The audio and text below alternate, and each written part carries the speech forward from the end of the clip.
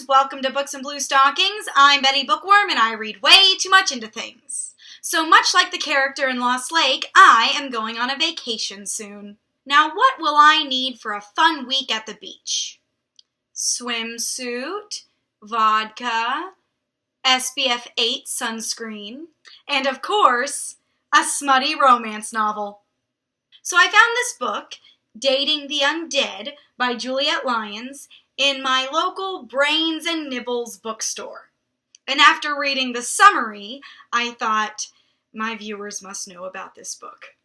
So I thought I would start off my vacation by reading excerpts of this book for my wonderful viewers. Let's get started, shall we? Alright, I'm going to start this by reading the summary on the back of the book. For mortals wanting to get up close and personal with beautiful undead, there's V-Date, the Undead dating service. Alright, so I guess this is like following like True Blood or, like Charlene Harris rules where we know about vampires in this world. Like, they're a common thing. Okay. Silver Harris is over clingy men. Maybe men altogether. Okay, first thing. Silver Harris? That is the dumbest name I've heard since Anastasia Steele. But when she shares a toe-curling kiss with a sexy Irish vampire on New Year's Eve, she wonders if maybe it's human men she's done with.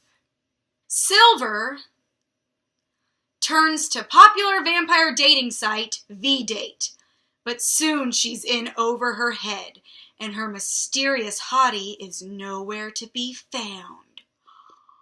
Logan Byrne can't get that sassy redhead out of his mind, or that kiss. Logan Byrne. Okay, a couple things with that. Logan is a good name. Logan is a strong name. Logan is a nice name. But when you think sexy vampire names, Logan doesn't immediately come to mind.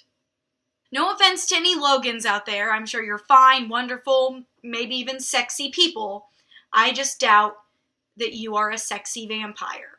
I'm going to get like a lot of hate comments from people named Logan. And they're going to be like, I'm a sexy vampire. When his boss assigns him to spy on V-Date members. Okay, first of all, V-Date sounds like an STD. Not a sexy dating site. Hey Doc, can you give me some cream for my V-Date? Turns out, the police are recruiting humans to snitch on vampires through the dating site. So wait. So vampires are a thing in this world, but they're like criminals? I mean, why don't the police just get on V-Date themselves? Or like, why don't they just find the vampires through... That's okay, I don't get this. This makes no sense already. As the snark and the sparks fly, feelings between Silver and Logan grow deep. And suddenly, Logan isn't so sure he can betray her, no matter how dangerous the consequences might be. Alright, let's dive into this dumpster fire. Alright, I'm not starting from like the very beginning. I'm starting on page 5. Alright, so we're already 5 pages in. I'm diving into where Silver meets Logan the vampire. I assume it's Logan. The name hasn't been revealed yet, but I'm gonna assume. He flashes a smile, and then, without warning, completely disappears. There is nothing in front of me but empty air and a slight breeze. The front door of the house flapping open as if caught in a sudden gust of wind. It takes me about 3 seconds to realize what he is. A vampire. A few years back, a famous Hollywood actress, no doubt fed up with being questioned about plastic surgery, publicly announced she was a vampire. Because of course she did. Of course the world's media went nuts with it.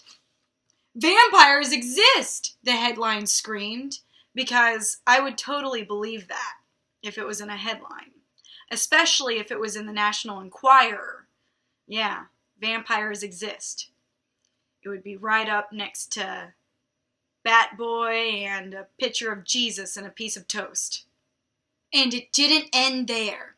Before long, vampires from all over the globe began to emerge from the shadows. They pretty much blew all the old myths out of the water. That's not the only thing they blew. Reassuring humankind that yes, they are real, but no, they don't need blood to survive.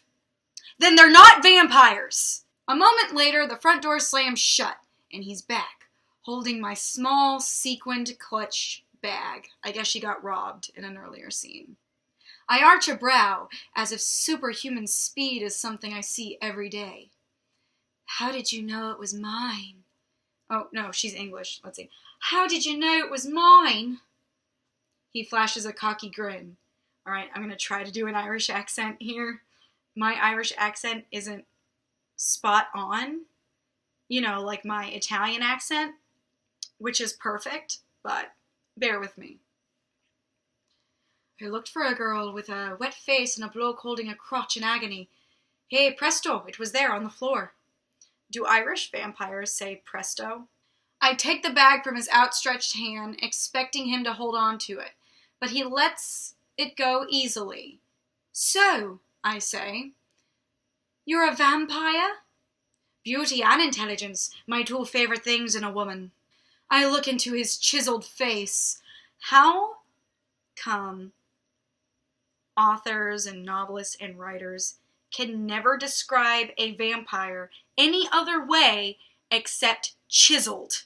Just so I know, are you planning to murder me or not? She sounds like she wants to be murdered. Do you really think I'd have fetched your bag if I were? I mean, yeah, you could still give her back her bag and still plan to kill her. It's not an uncommon MO of murderers to be kind to their victims for a brief second, luring them in. Whatever. I'm not going to explain the logistics of murder to people. Anyway. So what do you want? Just to see you home safely. It's dangerous to walk around London on your own at night. He would know. He's a vampire. Alright, so skipping ahead, the vampire is walking Silver home. I'm never going to be okay with that name, ever. So he's walking her home, and two drunk guys say something rude to her while he's walking her home. And he grabs them by the throat and makes them apologize to her. You know what? Point 1 for the book. I like that. Hey, stay classy, feminist vampires. I stop at the gate of the house. Well, this is me. He nods, his eyes rounded with some unfathomable. I always have trouble with that word.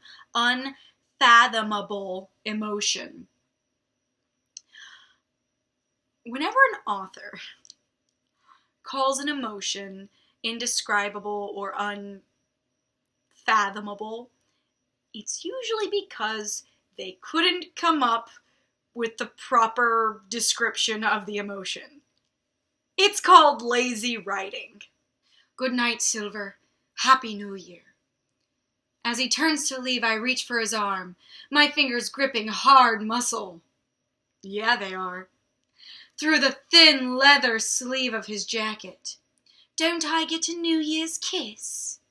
My face is inches from his. I inhale the leathery freshness radiating from his beautiful body. Eau de man, or eau de vampire. Alright, next time I'm kissing a dude, I'm gonna say, you smell like eau de man. And see how sexy he thinks it is. For one awful moment, he remains frozen to the spot, and I wonder if I'm going to be rejected for a second time this evening. But then his arms gently circle my waist, and he lowers his lips to mine. All right, as an added treat for my viewers. Now, not many viewers know this, but Betty Bookworm can do a phenomenal Butters impression, like Butterscotch from South Park. And, if I may, I want to read this next steamy passage in Butters' voice. My life changes forever. If you must know, I've kissed my fair share of guys in the past, but there has never been anything quite like this. I'm pretty sure if it wasn't New Year's Eve, I'd still be hearing fireworks. Golly gee. He starts off slow, lips gently parting mine, hands sliding over the contours of my body. I push my breasts. Push my breasts against his chest. That rhymes. As he begins gently flicking his tongue against mine, and I groan into his mouth.